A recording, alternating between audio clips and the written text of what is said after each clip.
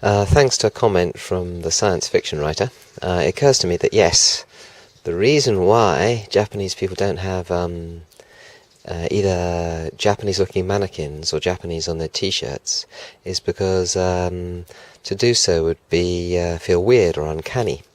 Because the Japanese have a higher sense of identification with their self-image.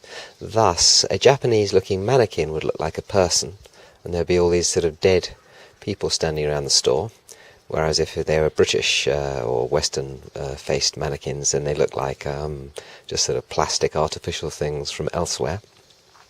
And similarly, if they had a Japanese language inscription on their t-shirt, it would look like they were saying it to everyone. For instance, this really dates me, but when Frankie Goes to Hollywood came out with their t-shirt saying, "Frankie says relax."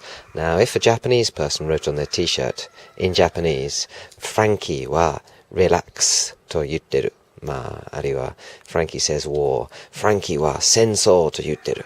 And if you had that on your t-shirt in Japan, it would look like you're a real prat. It would look like, like why? Who gives expletive what Frankie says?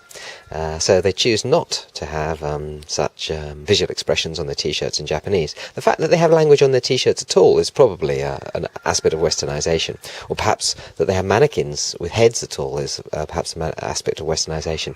But it isn't as far-reaching as I was suggesting in the previous videos I made.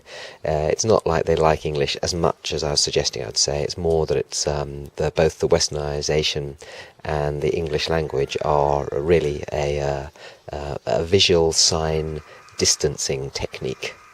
How's that? Perhaps I should say that in Japanese too. Will anyone be interested? Can I find the button?